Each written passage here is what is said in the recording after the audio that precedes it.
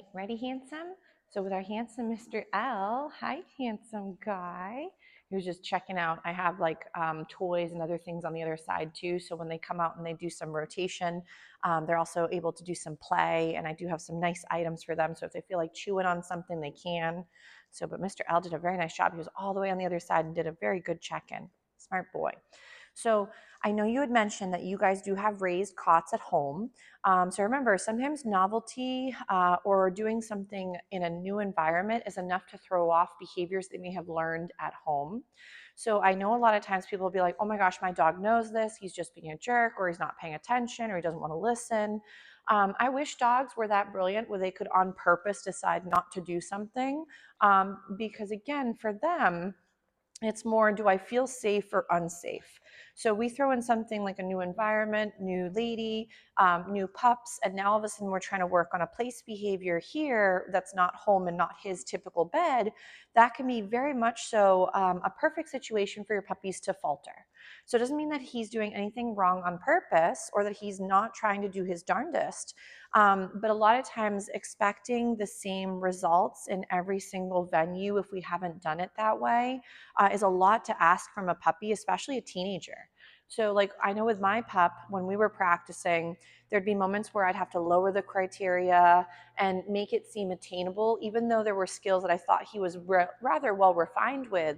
There's going to be moments where there's growth spurts, there's something that's feeling a little uncomfortable. Maybe developmentally, they don't feel quite as comfortable physically or mentally. So there's going to be times where novelty can throw them off. And it could be as simple as a new odor in your yard versus the odors that have normally been there. So springtime, I find, is very challenging for a lot of pups and even adult dogs, because everything that was kind of silent and sort of gone away for wintertime, now everything comes out all at once. So if you're finding that all of a sudden your older girl, Miss M, if she had been doing really well with certain skills and now all of a sudden, nice job, and now all of a sudden she's not as comfortable, I find it's almost like a little bit of a relearning moment where, good job, sir. So much more fluid today, a lot more comfortable with the novelties, which is great. But we may find for like the same thing with Miss M, if there's moments where she had been doing really well with something come last fall, but then went all winter without being able to rehearse those skills, just like with us, if we don't use it, you kind of lose it. So it could be one of those moments where you have to rework those dynamics. He's like, lady, I'm so hungry. He's grown like a weed, obviously, gangly guy. So, but you guys may find too, for our little lady, maybe I'm going to set him up so he can lie down. Ready? So we'll go into a little down. Yeah, what a smart man. So you guys will have moments where training, again, shouldn't be about like perfection, but more progress. And that's what I remind myself as well. So there's plenty of times where I think, oh my gosh, like I feel like my pup should definitely know this by now. But maybe there's moments where there's been too many factors that added in too much change, and then that created confusion for the pup. Nice. This is really pretty. So we're going to work a little bit with obviously his place behavior, and then working a bit with that lovely stay position. So remember that with stay, I know he's been practicing a little bit for the few weeks now that he's been coming. So stay, again, you're going to be feeding for your babe. Oh, that's beautiful. So he just went and relaxed himself onto his little side hip, and he's just kind of chilling. So last time he wasn't as cozy lying down on it. He was just kind of sitting, which is fine. But I would recommend, whenever you're implementing some of these stays, is think about your 3Ds. So your first one with any of your training skills would be like your duration. So I know I kind of harp over things, but this is where, again, to help your puppy be really successful for all of the babes in the program, is you want to think about everything that you're doing around your puppy as being a learning moment. Are they learning what to do, or are they learning maybe by accident what not to do, because it still gives them a fun thing to do or it gives them an outlet? So remember, if there's something either behaviorally or physically that you're not liking your puppy doing, think to yourself, what's the meaning or what would the reason be behind the puppy doing something? So for a lot of puppies, their behavior stems from needs that may not be met, or from natural dog behavior that is sometimes conflicts with ours. So, but this is where taking on a gorgeous boy or girl is that we know going into it that dogs might require certain help with certain facets. And that's where, again, he's here, he's doing beautiful. But I'd almost recommend, I know the program is ending next week, and I only have one more round of doggy day school before summer, and then I take a little break for the kiddos. So, but doggy day school will start up again in the fall. But if for right now you want to get the ball rolling and keep him progressing, just like with all of the other students, I would recommend to keep them in some sort of program. So either, for example, I know the confidence building class you guys had taken with Miss M, and she did really nice. There is another round of that coming up within a couple more weeks. There is, obviously for him, I'd almost recommend a nice beginner class, because then you're going to be getting into some of all those little skills while also being around other puppies and other adolescents and their people. So right here, obviously, as I've been blabbing, I've been feeding him because we're working those 3Ds again.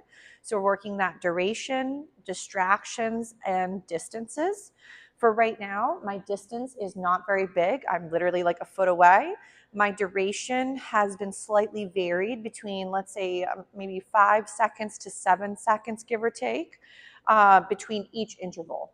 So right now, we are again depositing a lot of, let's say, money into this account to make it seem valuable from his perspective. Most puppies do not find that a down stay to be very valuable. They'd rather get up and follow, maybe where are you going? What was that noise? What's my sibling dog up to? And those would be moments where you lose your puppy to finally taking a break and now they're up again. Nice. So let's say I'm going to end this lovely stay duration. I would go ahead and feed my gorgeous guy his last little morsel. I'm also tending to feed the ground, or technically right now it's the dog bed, to make it seem beneficial to stay low versus meeting me halfway and being fed up in the air. So I'm going to go, ready, all done, and then we're going to get up and wiggle. He's like, oh my gosh, do I have to? So if your puppy is a little bit stuck, I sometimes go a little closer, ready, and we'll try and get him up. Yes, good job. What is my man? And then I might feed him, for example, for a little sit. He's like, no, I'm going back to my bed. Ready? We'll do a little sit. Yes. So if I'm going to feed him, I'm going to feed him, for example, for a different skill, not for breaking. So he's like, lady, I'm ready. Ready? We're going to do another down. Yes, good job. So he's feeling so much more comfortable. I think they did some really nice wrestling earlier. So I think he and Teddy have become really good friends now, because he's like, oh, this big boy is also a very good wrestler. So if, let's say, I lose him for a moment because I'm blabbing and multitasking, I'm just going to reset him up, get this lovely down once more. I'm going to tell him to stay, and then I'm going to go ahead and feed him as I'm spewing again. So again, you can feed directly to him. I know I mentioned earlier that I was feeding the floor, technically the cot. And the reason I sometimes like to feed the mat or the dog bed or whatever it might be is it helps your puppy stay lower versus trying to meet you halfway to get that morsel. So this is looking really pretty, but I think he is rather pooped out because he and Mr. T have become really good wrestle partners together. He's growing like a weed, but so is Mr. T. So if, let's say, for example, we've got some really nice downs right now, some of the babes are waking from their wild men and wild ladies slumber for a moment. They probably would like to come back out and do more wrestles. Yes. So he's hearing a little bit with the neighbors, like our puppy friends, singing, because they're like, we would rather come out and do some more playtime. So back to that duration. Right now, let's say the duration's getting really fluid. He's getting quite comfortable with every few, let's say 5 to 7, 10 seconds between each rep. You would eventually extend that 30, 40, 50 seconds and see how well he does. If though you're extending your time frame and while we're adding distance, and maybe then there's things happening in the home for distractions, you may not get much of a stay. So I wouldn't go right into working stays at dinner time. Like if you guys are very busy and it's too hard to manage him and the kids and the other dog, then I always recommend to manage it with prevention, baby gates, corrals, crates. This doesn't mean that if your babe is struggling, do we trap them in a spot and just hope they make it? So I would highly recommend, though, prevention is your better bet. If I lose him, I'm just going to reset him up. Ready? Bed. Nice. We're going to go back into our down. Yes. So now again, I'm going to tell him to stay, and we're going to rock another little moment. But let's say I'm going to, again, keep my intervals a little bit shorter. I'm going to go ahead, if my intervals are shorter, I might add a little bit of movement, which could be a distraction. So this way, I'm maybe starting to help generalize a little bit that when I'm moving, it doesn't mean that you need to move. He's like, no, that's much too hard. So you're going to see your puppy's only way to say, I either don't understand, or I'm getting flustered, or I need more assistance, is typically by what we would consider them failing or not listening to the exercise. Because if you were some other little creature that was then plucked from your world and plopped into another world and then being told what to do that they find is appropriate, it would be really weird for us too. So remember, your babe, I always try to think about them as furry little exchange students who don't really understand what the heck you want from them, verbally, culturally, or physically. And if you think about it that way, you can maybe be a little bit more apt to kind of help him figure out the weird human world that he's stuck in versus getting upset at times for all the things he's maybe doing wrong from our perspective. Because remember that for any of these lovelies in the program, is if your puppy is struggling, they normally don't understand what to do instead. So if we don't love what they're doing, think, what would you prefer? But also remember that maybe some of the behaviors might be very normal dog behavior, but it might be exaggerated if their needs are not being met at times. And in general, teenagers are just more challenging because this is when they're going through a lot of change too. This is very pretty, sir. He's doing a very nice job with these stays. I think Mr. T says, I would like to come back out and wrestle with Mr. L. Yes.